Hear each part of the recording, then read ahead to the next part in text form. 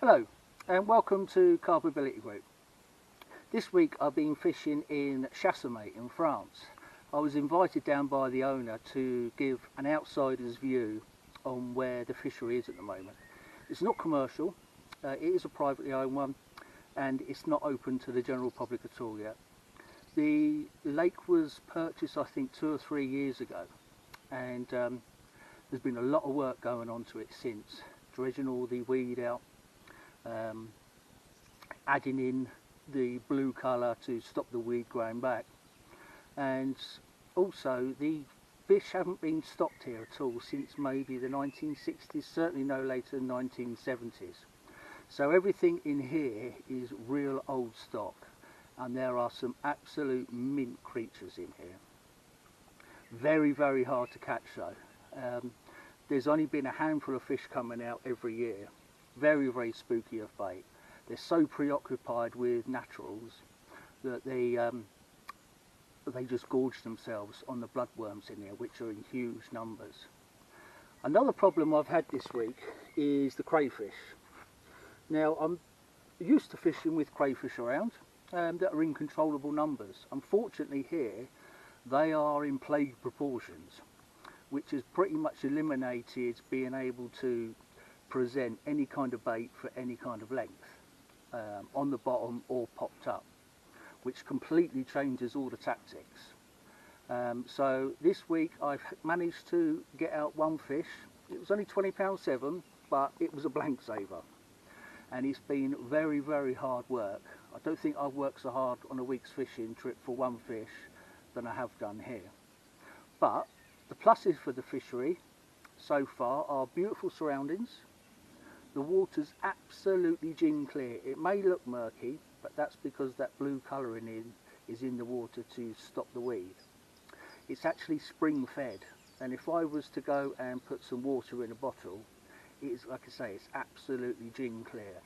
And the creatures in here are unbelievable. There are monsters in here going up to 50 pound plus. Nobody really knows what is in this lake. It's not been netted, and there's been no kind of records from the previous owners, so it's a sort of an unknown entity here. There are rumours that there's a big sturgeon in here. There are huge shoals of perch.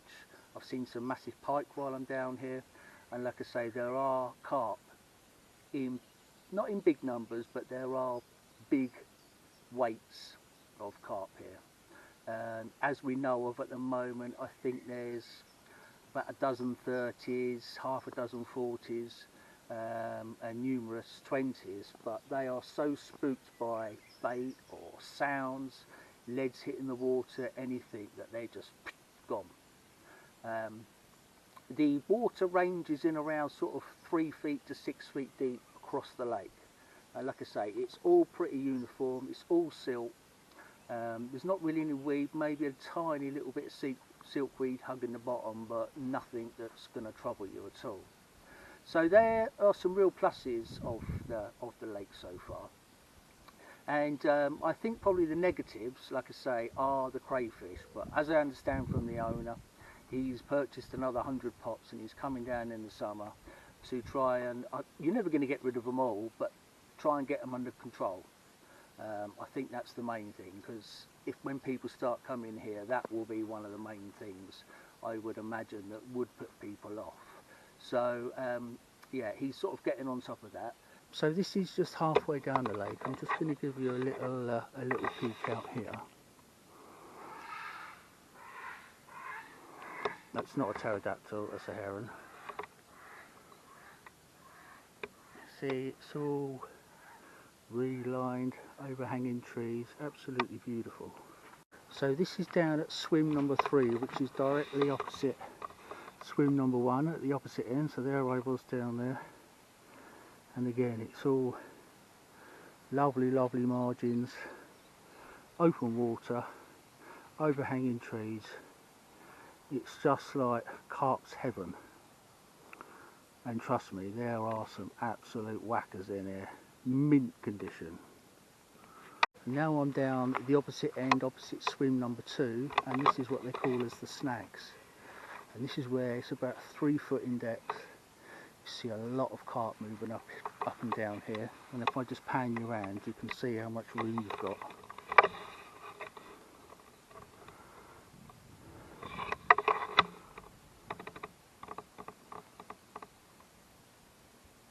Not sure if you can see that I'm having to stretch right out, but again it's just like carp's heaven. All those snaggy overhanging trees, reed lined, got a lot of water to fish, and like I say, there are some absolute mint creatures in here. So all in all, it's been a very interesting week. I definitely would like to come back once it's all up and running officially, if Luke would have me back. It's something I'd like to come down and try and conquer and get over that magical 40 mark for in France. As it happens, like I say, I've had one. It is my French PB because it's my first time to France fishing. £20.7, and it was a blank saver. But some of the fish I've seen down here definitely 100% warrants a visit here when it's opened. Because like I say, some of these fish in here must be 40, 50 years old. Not a mark on them, never a hook in their mouth probably. If you're looking for one of those showstopper carp, then this is one of the places got to be in your destination, on your bucket list. When this is opened up, Lac Alexander in Chassemy, France, when it's opened up to the general public, I strongly recommend coming down here, because there's not too many places you would have seen carp like this.